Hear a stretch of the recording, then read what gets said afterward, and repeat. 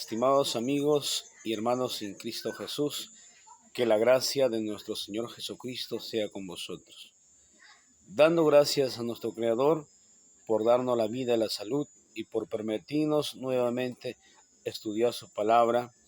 En esta oportunidad nos hacemos presente para poder impartir un mensaje de suma importancia, el cual sé que nos ayudará en nuestro crecimiento espiritual y en nuestra fe, que cada uno de nosotros, cuantos creyentes o no creyentes, siempre anhelamos depositar nuestra fe en alguien. El mensaje de esta noche es: ¿quién es el Mesías? Yo sé que es un tema de suma importancia, porque el Mesías es la eje principal en nuestra vida. En la actualidad, es la eje principal en nuestra vida. Ahora, ¿por qué necesariamente el Mesías es la eje principal en nuestra vida? Por la única razón de que el primer ser humano, Adán, que fue creado a imagen y semejanza de Dios, desobedeció el mandato divino de no comer el fruto prohibido. Y como él comió el fruto prohibido, por lo tanto, trajo el pecado a toda su generación, lo cual, desde el momento que él desobedeció hasta hoy, venimos una generación en pecado, en desobediencia.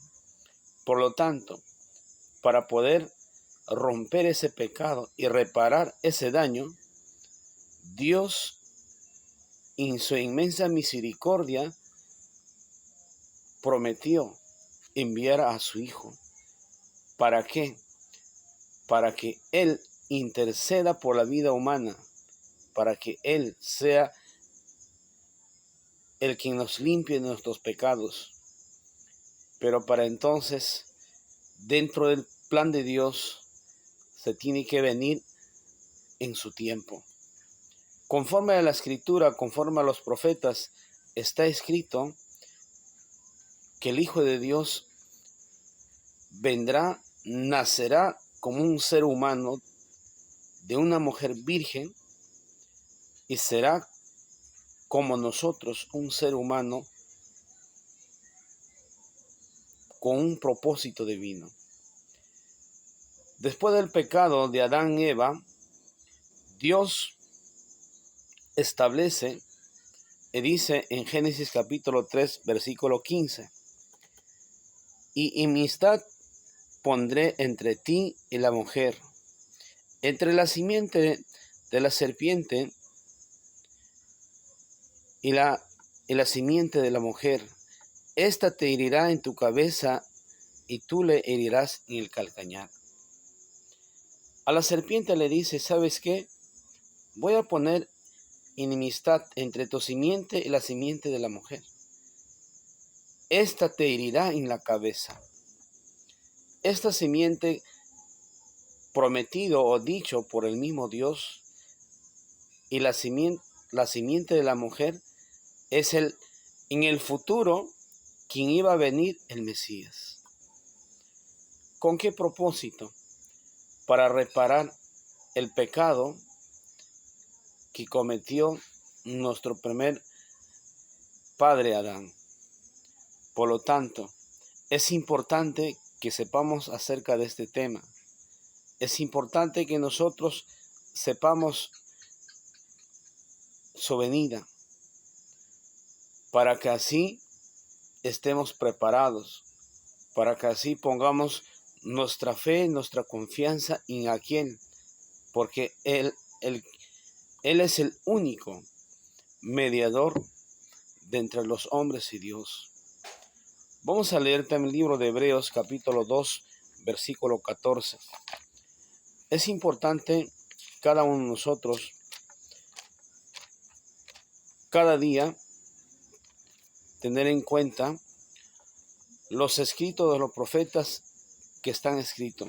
El libro de Hebreos capítulo 2, verso 14 dice: así que, Por cuanto los hijos participaron de carne y sangre, él también participó de lo mismo, para destruir por la muerte al que tenía el imperio de la muerte, es a saber, al diablo.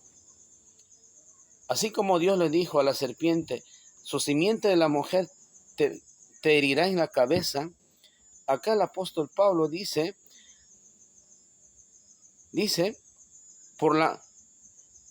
así también por cuanto los hijos participaron de la carne y sangre, él también participó de lo mismo, para destruir por la muerte al que tenía el imperio de la muerte, es a saber, al diablo.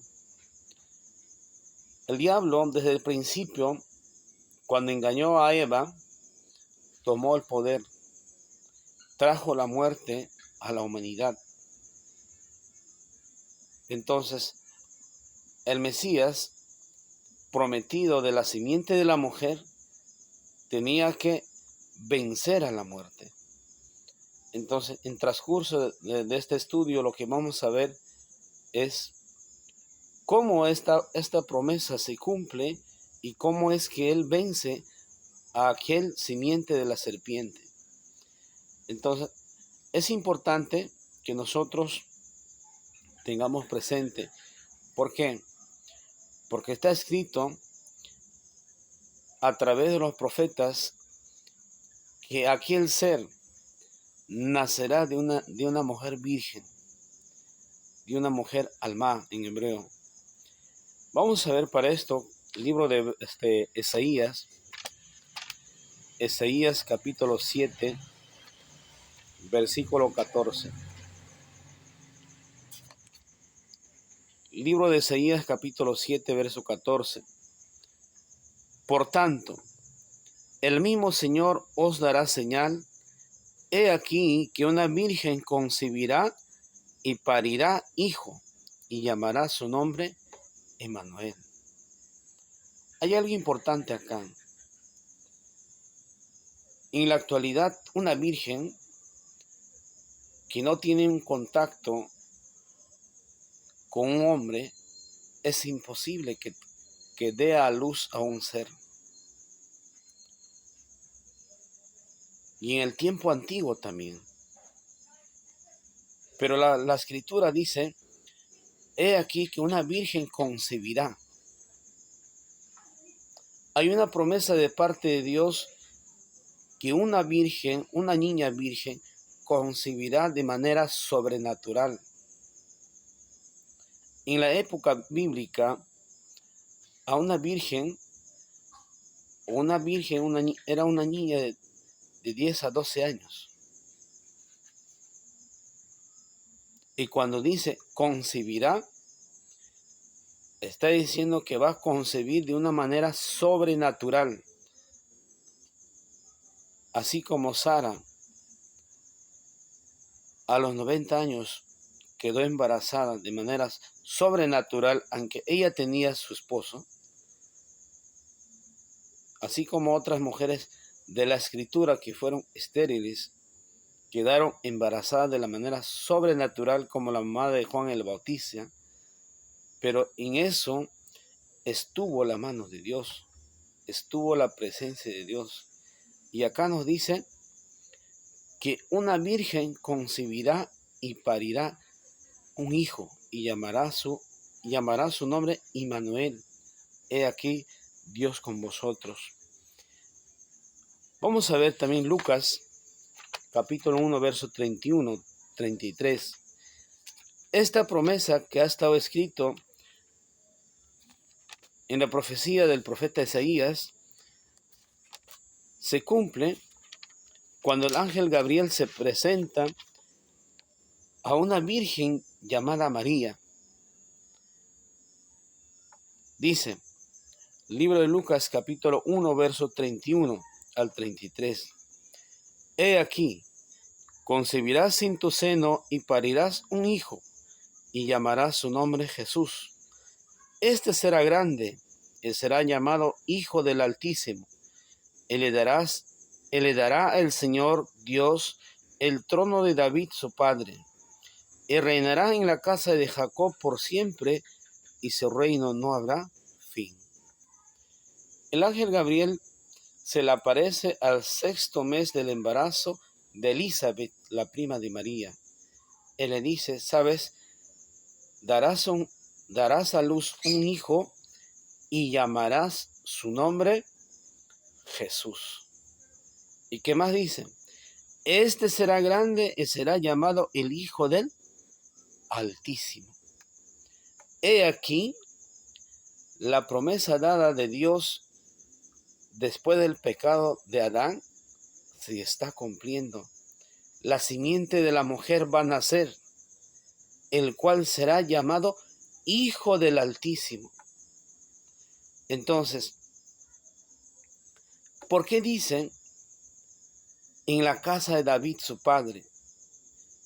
Porque si nosotros vamos desde Génesis hasta el último libro de Malaquías, vamos a encontrar una genealogía de cómo es que va a nacer el Mesías. Hay una promesa que el Mesías ha de nacer de la simiente de de la simiente de David, pero necesariamente la genealogía viene desde Abraham. Entonces el ángel acá le dice a la María, dice, y reinará en la casa de Jacob por siempre, y su reino no habrá fin.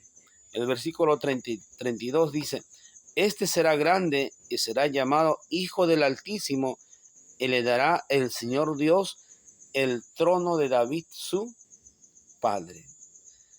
Entonces, el trono de David es el trono celestial de Dios visible en la tierra. Entonces, en ese trono ha de sentarse el Hijo del Altísimo. Pero, de acuerdo a la Escritura, dice, vendrá de la simiente de David. Para esto vamos a leer el libro 1 de Samuel, capítulo 7, verso 13 y 16.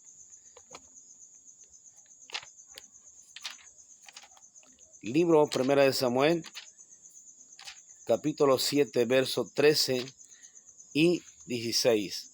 Dice la letra. Segunda de Samuel, disculpe. Segunda de Samuel.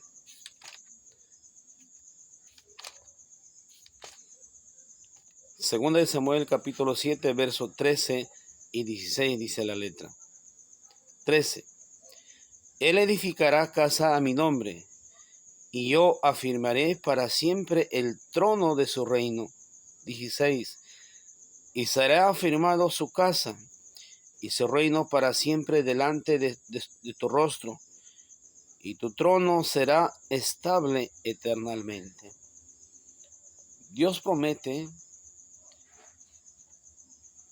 que el Mesías, que viene mediante la simiente de David,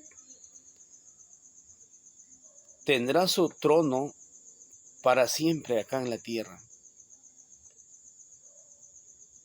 Entonces quiere decir que la segunda venida del Mesías y su reino está muy cerca. Pero acá lo que nosotros queremos enfocarnos es cuando Él viene por primera vez. ¿Cómo? ¿Cuándo? Y hasta acá lo que estamos viendo es que, número uno, Dios, después del pecado de Adán, le dice a la serpiente, la simiente de la mujer te herirá en la cabeza. Ahora, número dos, está escrito que esa simiente ha de nacer de una mujer virgen, de una manera sobrenatural. Número 3, cuando el ángel Gabriel se le aparece a la María, esa promesa prácticamente se está haciendo visible. Cuando dice, he aquí concebirás y parirás un hijo y llamarás su nombre Jesús. Este será Hijo del Altísimo, el cual reinará y Dios le dará el trono de David, su padre. ¿Y qué más le dice? que Él reinará para siempre. Igualmente acá en 2 Samuel 7, 13, 16 nos dice que su trono no habrá fin.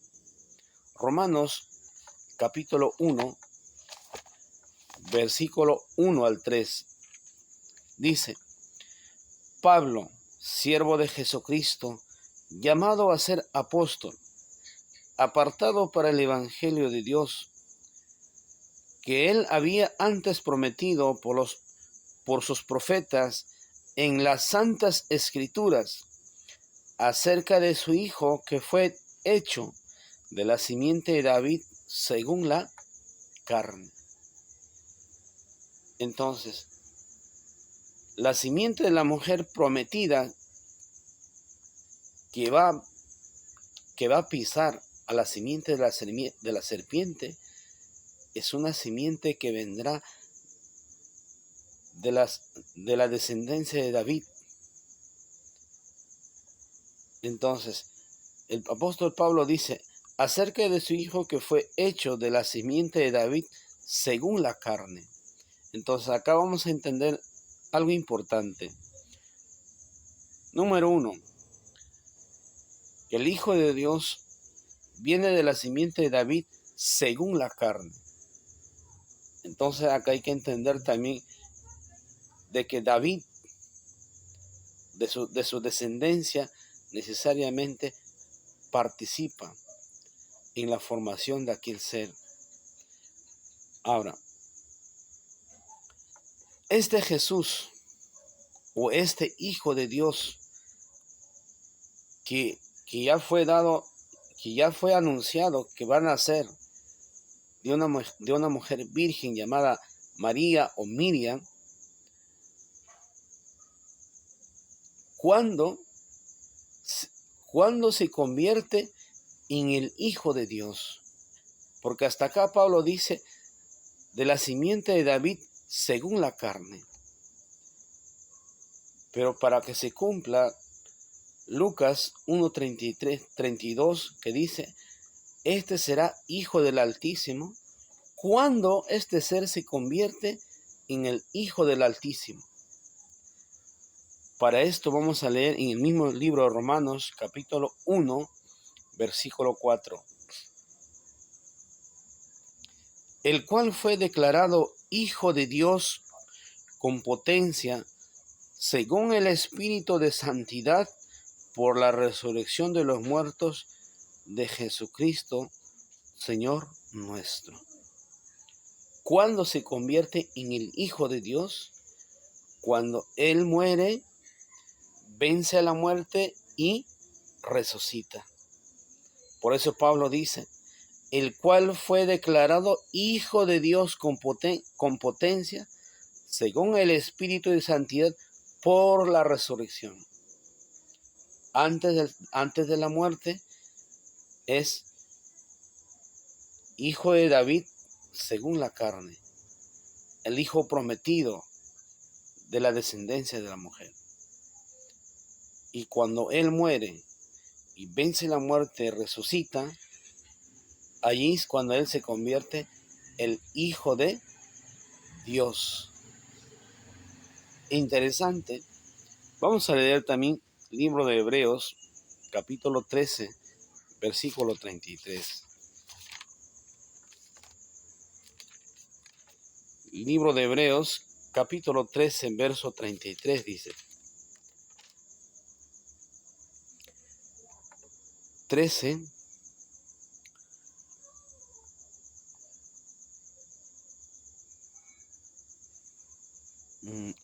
disculpen, no nos cuadra. Disculpen, hermanos, no nos cuadra el libro de Hebreos. Disculpen, hermanos, es libro de Hechos, capítulo 13, versículo 33. ¿Ya? Libro de los Hechos, capítulo 13, verso 33 dice: la cual Dios ha cumplido a los hijos de ellos, a nosotros, resucitando a Jesús, como también en el Salmo, según está escrito: mi hijo eres tú, yo te he engendrado hoy. Entonces, ¿cómo se llama el Hijo de Dios? Jesús. Este es el Mesías prometido después del pecado, lo cual dijo, la simiente de la mujer te herirá en la cabeza a la serpiente. Entonces hasta acá estamos encontrando que el Hijo de Dios o el Mesías es Jesús. Jesús de Nazaret. Ahora, acá hay algo importante que nosotros tenemos que saber.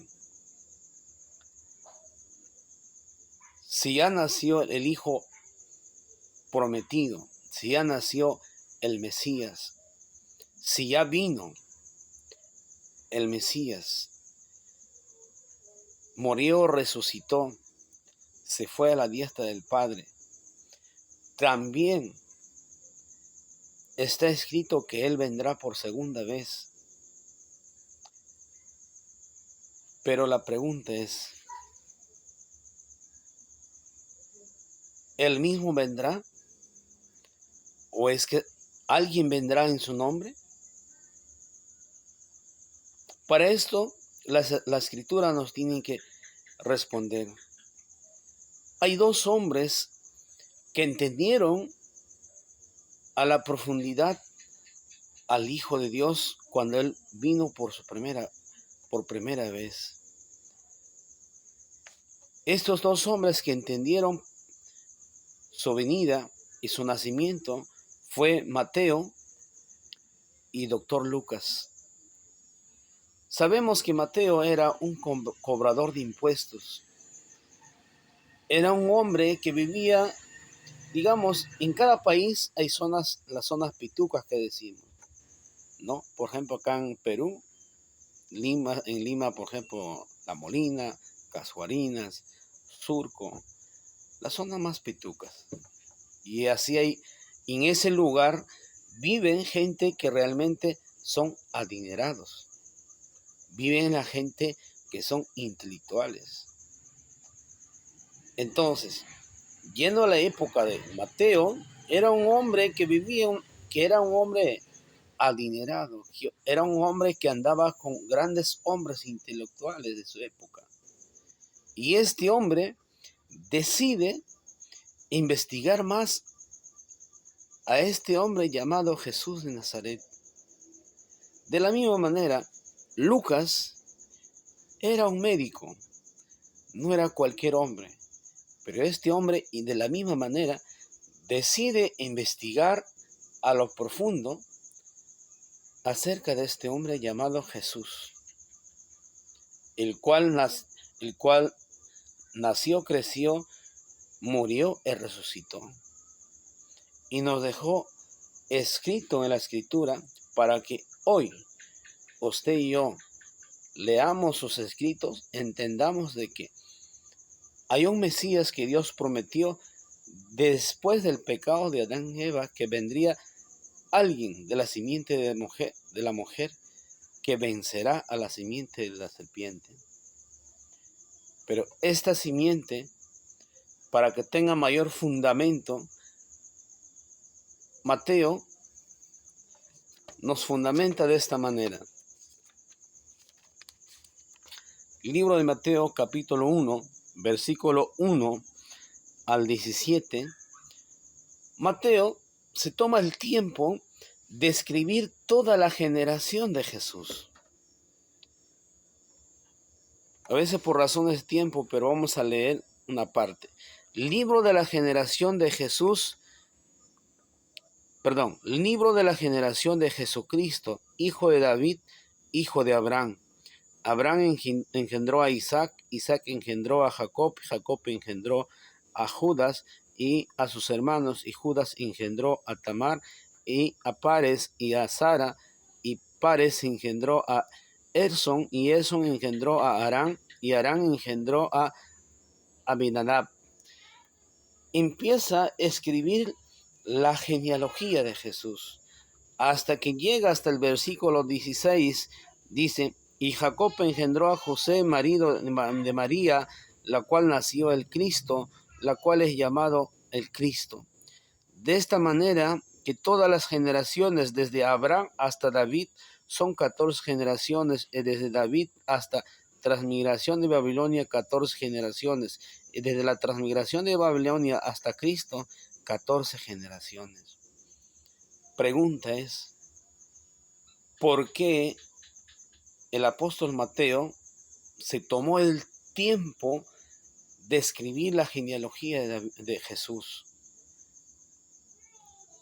Y de la misma manera, el doctor Lucas escribió la genealogía de nuestro Señor Jesús, lo cual está escrito en el libro de Lucas, capítulo 3, versículo 24 al 38. Pero vamos a leer una parte, por favor, en la casita, léanlo, analícenlo. Dice, libro de Lucas, capítulo 3, versículo 24 al 38. 24. Y fue de Matat, que fue de Leví, que fue de Melché, que fue de Joanán, que fue de José, que fue de Matatías, que fue de Amós, que fue de Nahum, que fue de Esli, que fue de Nagi, que fue de Matatías, que fue de Sime, que fue de José, que fue de Judas. El punto es que cuando nosotros ya llegamos al versículo 36 en adelante, dice que fue de Sala, que fue de Caín, que fue de Aprat, y que fue de Sem, que fue de Noé, que fue de Lamec, que fue de Matusalén, que fue de Enoch, que fue de Jared, que fue de Malilí, que fue de Cainán, que fue de Enos, que fue de Set, que fue de Adán y que fue de Dios. Algo importante que tenemos que analizar. Mateo escribe la genealogía desde Abraham hasta David. Sin embargo, el doctor Lucas escribe una genealogía y nos lleva hasta Dios. Y dice que fue de Caín, que fue de Enos, que fue de Set, que fue de Adán y que fue de Dios. ¿Por qué estos dos hombres escriben la genealogía de Jesús? Se tomaron el tiempo necesario para investigarlo, escribirlo. ¿Por qué? ¿Sabes por qué, estimados amigos, hermanos? Estos dos personajes principales se dieron el tiempo y la voluntad de escribir la genealogía de Jesús para que hoy, en la actualidad, usted y yo no seamos engañados. ¿Por qué? Si en la actualidad alguien se levantara diciendo que yo soy el Cristo, entonces tiene que demostrar, así como Mateo y Lucas demostraron la genealogía de Jesús.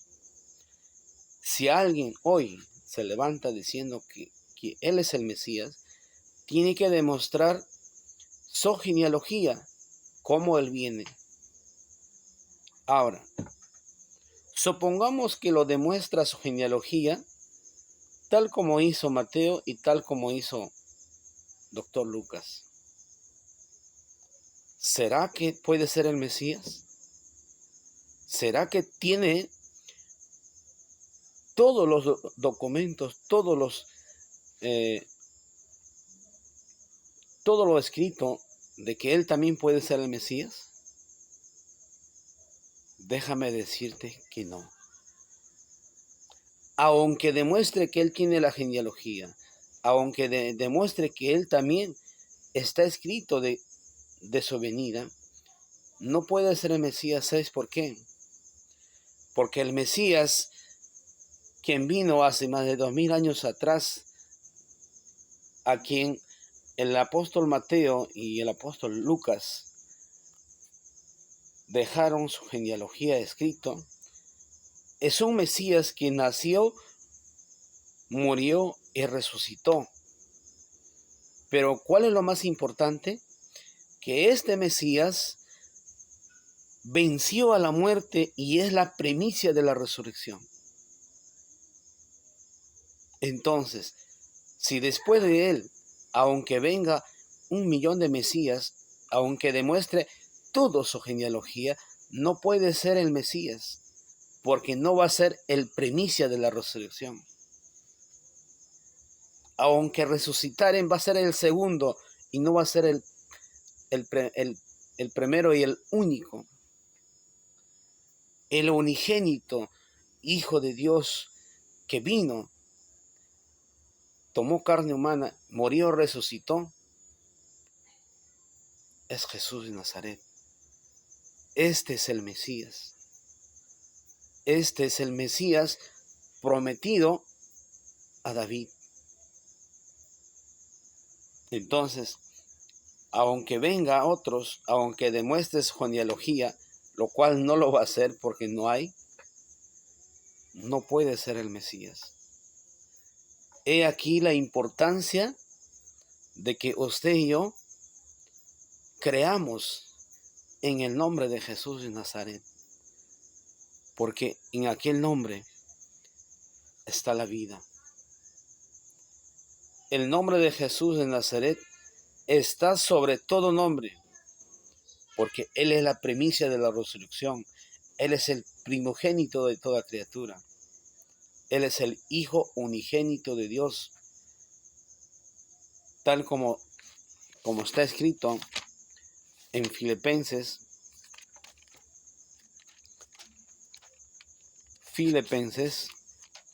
capítulo 2,